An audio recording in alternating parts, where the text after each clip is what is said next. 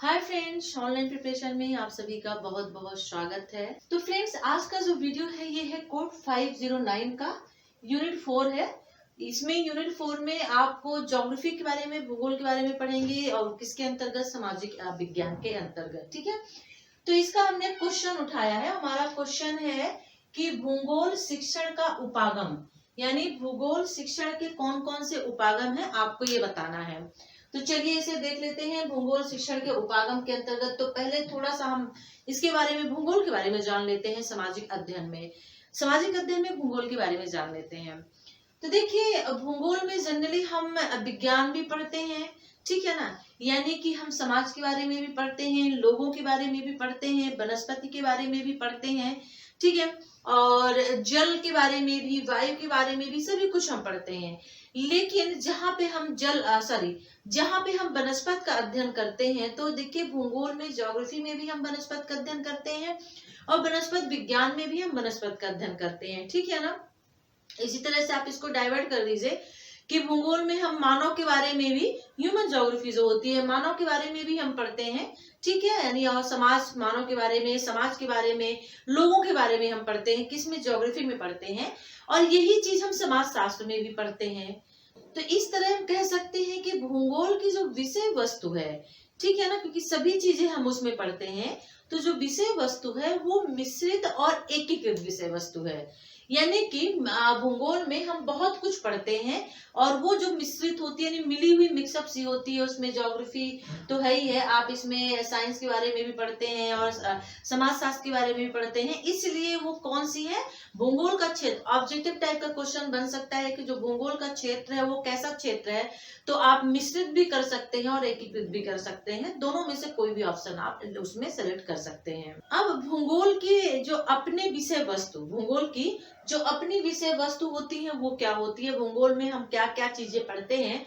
तो देखिए, जनरली हम भूगोल में बहुत सारी चीजें पढ़ते हैं, जैसे कि इसमें हम जल के बारे में पढ़ते हैं, तो जल के बारे में पढ़ते हैं, जल चक्र, जलवायु विज्ञान, जल विज्ञान होता है, भू विज्ञान होता है। इसी तरह से हम वनस्पत विज्ञान भी पढ़ते हैं, ठीक है ना, मृदा विज्ञान भी हम पढ़ते हैं।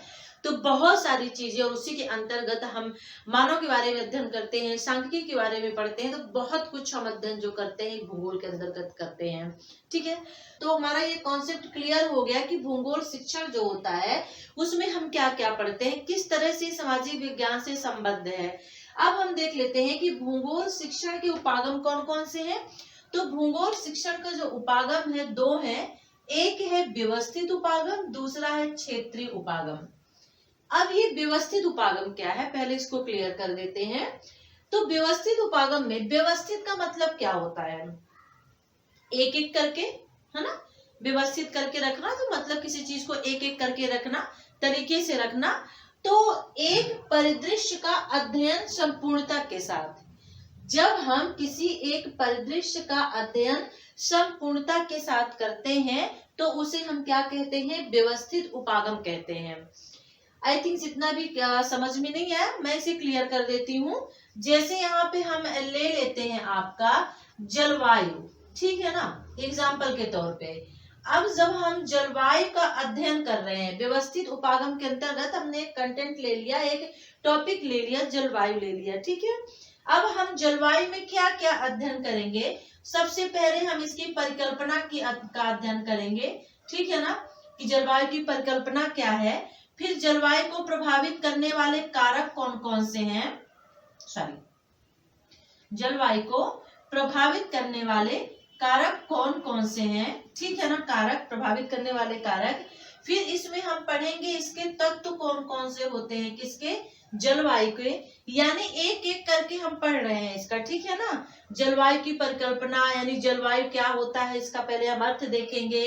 फिर जलवायु को प्रभावित करने वाले कारक कौन कौन से होते हैं, फिर उसके तत्व कौन कौन से होते हैं।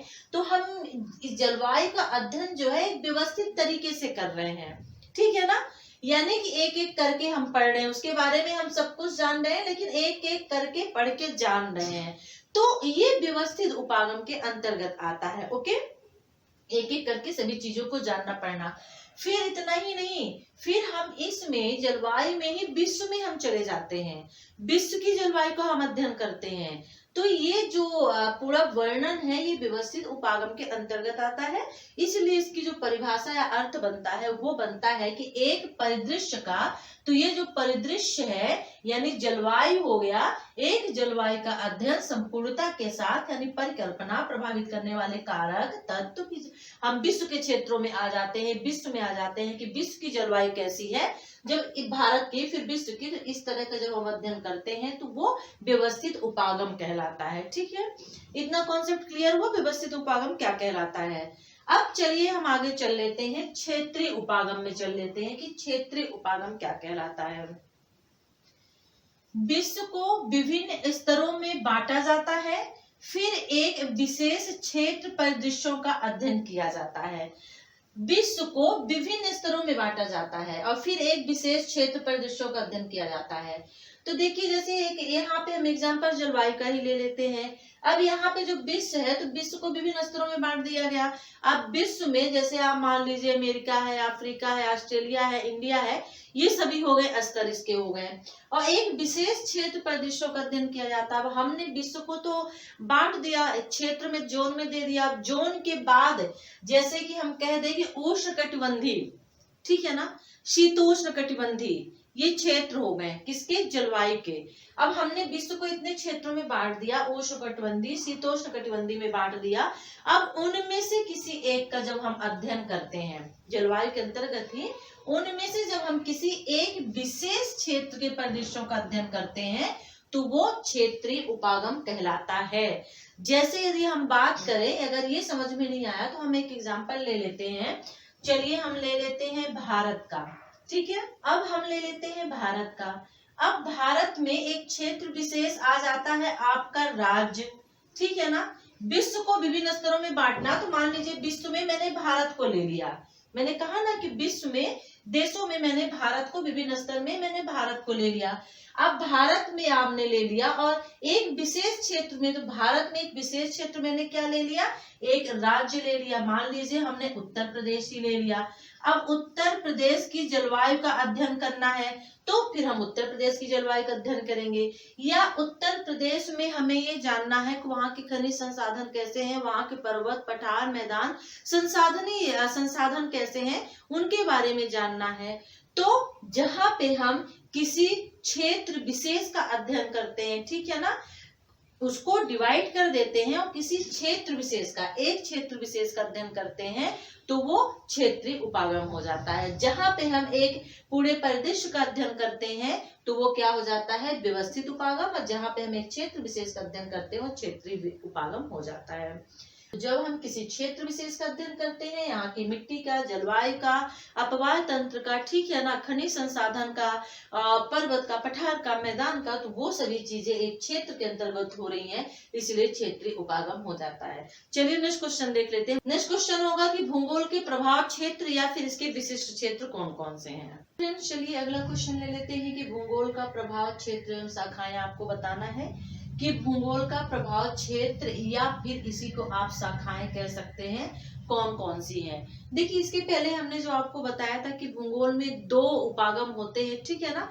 कौन से उपागम होते हैं, दो उपागम होते हैं। पहला होता है व्यवस्थित उपागम, दूसरा होता है क्षेत्रीय उपागम। उन्हीं की शाखाएं हैं, व्यवस्थित उपागम और जो क्षेत्रीय उपागम है उन्हीं की शाखाएं हैं। यदि क्वेश्चन आता है कि व्यवस्थित उपागम एवं क्षेत्रीय उपागम से आप क्या समझते हैं, उनकी कौन कौन सी शाखाएं लिखिए, तो आपको फिर यही आंसर लिखना होगा। प्रभाव क्षेत्र एवं शाखाओं में सबसे पहला देख लेते हैं भौतिक भूगोल, ठीक है ना। देखिए भूगोल में हमने पहले ही बताया कि हम क्या क्या पढ़ते हैं। भूगोल में हम आर्थिक भूगोल भी पढ़ते हैं, भौतिक भूगोल भी पढ़ते हैं, मानव भूगोल भी पढ़ते हैं, उसमें समाज का भी अध्ययन करते हैं, उसमें रहने वाले लोगों का भी अध्ययन करते हैं, जनसंख्या का हम अध्ययन करते हैं, जनसंख्या में शहरी और ग्रामीण चीजें होती हैं, बस्ती होती है, उनका हम अध्ययन करते हैं। इसीलिए हम भूगोल को मिश्रित एवं एकीकृत विषय कहते हैं, ठीक है ना। तो इसमें भौतिक भूगोल के अंतर्गत हम क्या क्या पढ़ते हैं, तो देखिए भौतिक भूगोल के अंतर्गत बहुत सारी चीजें आ जाती हैं। यानी फिजिकल ज्योग्राफी जो होता है उसमें हम जलवायु के बारे में भी अध्ययन करते हैं, भू आकृतियां। अब जलवायु के अंतर्गत कौन कौन सी चीजें आती हैं क्लियर कर चुके हैं। जलवायु क्या है, कैसी है, हर एक जगह की जलवायु अलग अलग होती है, उसको प्रभावित करने वाले कारक कौन कौन से होते हैं, उसके तत्व कौन कौन से होते हैं, ये जलवायु के अंतर्गत आ जाता है। भू आकृतियां कितने तरह की होती हैं, ठीक है ना, जैसे पर्वत है, पठार है, मैदान है, महासागर है, सागर है, उच्चावच है, निम्नावच, ये सभी चीजें जो है ये भू आकृतियां होती हैं, ठीक है। तो इन सभी चीजों का अध्ययन हम भू आकृतियों में करते हैं। इसी तरह से वनस्पति का भी अध्ययन जो है हम भौतिक भूगोल में करते हैं। कहाँ पे किस देश की, विश्व की वनस्पति कैसी है, या फिर भारत की वनस्पति कैसी है, या किसी क्षेत्र विशेष की। जब हम व्यवस्थित उपागम की बात करते हैं तो हम विश्व की बात करते हैं और विश्व में से किसी एक चीज को ले लेते हैं। जब हम क्षेत्र की बात करते हैं तो किसी क्षेत्र विशेष की वनस्पति के बारे में अध्ययन करते हैं। तो भौतिक भूगोल में हम बहुत कुछ अध्ययन करते हैं। जलवायु, भू आकृति, आकृतियों में जो जो चीजें आपसे आती है उन्हें एक्सप्लेन करके लिख दीजिए और साथ में वनस्पति को आप लिख दीजिए जो जो इसके अंतर्गत आता है, ठीक है। इसी तरह से हम देख लेते हैं अगला मानव भूगोल। मानव भूगोल क्या है, जो ह्यूमन ज्योग्राफी होती है, इसमें हम मानव के बारे में तो अध्ययन करते ही करते हैं। और जब हम मानव का अध्ययन करते हैं तो मानव का अध्ययन हम पुराने टाइम में करते हैं। प्राचीन काल में मानव किस तरह का था, कैसे रहता था, या फिर आज के टाइम में जो आपके ऐसे देश है, ऐसी कंट्रीज हैं जहाँ पे बहुत ही ट्राइबल एरिया है, जहाँ पे लोग नहीं जा सकते हैं, आदिवासी लोग रहते हैं, बहुत घने इलाकों में, जंगलों में वो लोग रहते हैं। उनका जीवन कैसा है, किस तरह का वो रहते हैं, क्या खाते हैं, कहाँ पे रहते हैं, क्या पहनते हैं, इन सभी चीजों का अध्ययन हम करते हैं मानव भूगोल में। और जब मानव है तो पॉपुलेशन तो होगी, जनसंख्या बढ़ेगी ही, इसीलिए हम जनसंख्या का भी अध्ययन करते हैं किसमें, मानव भूगोल में। तो मानव भूगोल में हम मानव का अध्ययन करते हैं, मानव के साथ साथ में उनकी जनसंख्या का भी हम अध्ययन करते हैं, ठीक है ना। और जनसंख्या किन चीजों में, जनसंख्या में किन चीजों का अध्ययन करते हैं, तो जनसंख्या में हम, जनसंख्या कितनी तरह की होती है, कहाँ कहाँ पाई जाती है, तो ग्रामीण और शहरी और बस्ती। तो ग्रामीण जो जनसंख्या होती है उनका भी अध्ययन करते हैं, शहरी जनसंख्या का अध्ययन करते हैं, बस्ती जनसंख्या का अध्ययन करते हैं। इन सभी चीजों का जो अध्ययन है हम जनसंख्या में करते हैं, किसके अंतर्गत, मानव भूगोल के अंतर्गत।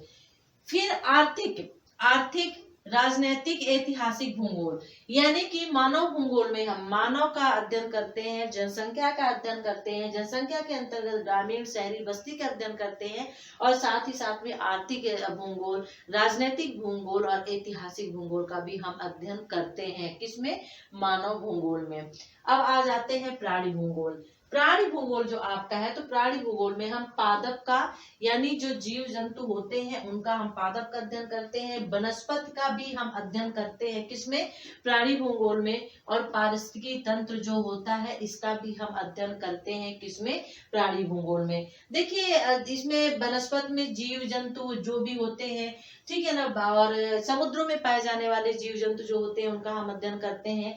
पारिस्थितिकी तंत्र में जो पारिस्थितिकी तंत्र होता है, जिस तरह से पारिस्थितिकी तंत्र का निर्माण होता है, तो पारिस्थितिकी तंत्र में देखिए पेड़ पौधे भी होते हैं, जीव जंतु भी होते हैं, क्योंकि इन्वायरमेंट का एक अध्ययन हम इन्वायरमेंट कह सकते हैं, यानी हम बात पर्यावरण कह सकते हैं कि पर्यावरण के अंतर्गत जो जो चीजें हम पढ़ते हैं वो हम पारिस्थितिकी तंत्र के अंतर्गत पढ़ते हैं। तो भूगोल का प्रभाव क्षेत्र या फिर भूगोल की शाखाएं कौन कौन सी हैं, तो आपका आंसर ये होगा, भौतिक भूगोल, मानव भूगोल, प्राणी भूगोल। एक क्षेत्र भूगोल है उसे भी आप ले सकते हैं, रीजनल लेवल पे जो हम अध्ययन करते हैं तो क्षेत्र भूगोल के अंतर्गत आ जाता है। और भौतिक भूगोल में जलवायु, भू आकृतियां, वनस्पति, मानव भूगोल में मानव, जनसंख्या, आर्थिक और राजनीतिक, ऐतिहासिक भूगोल, प्राणी भूगोल में पादप, वनस्पति, पारिस्थितिक का हम अध्ययन करते हैं। तो ये था हमारा आज का क्वेश्चन। हमने 2 क्वेश्चन लिए, मुझे इंपॉर्टेंट लगा कि क्वेश्चन हो सकता है ज्योग्राफी से रिलेटेड है और आपका 509 कोड का है, तो हो सकता है कि ये आ जाए। तो वीडियो कैसा लगा जरूर बताइएगा। हमारी भी पूरी कोशिश है कि जितना जल्दी हो आपका कोर्स हम कंप्लीट करवा दें 509 का। तो वीडियो अच्छा लगे तो लाइक करिए और शेयर करिए, कमेंट्स करिए। चैनल को सब्सक्राइब नहीं किया है तो सब्सक्राइब कर लीजिए। नेक्स्ट वीडियो के साथ हम आपसे फिर मिलते हैं, तब तक के लिए टेक केयर, बाय।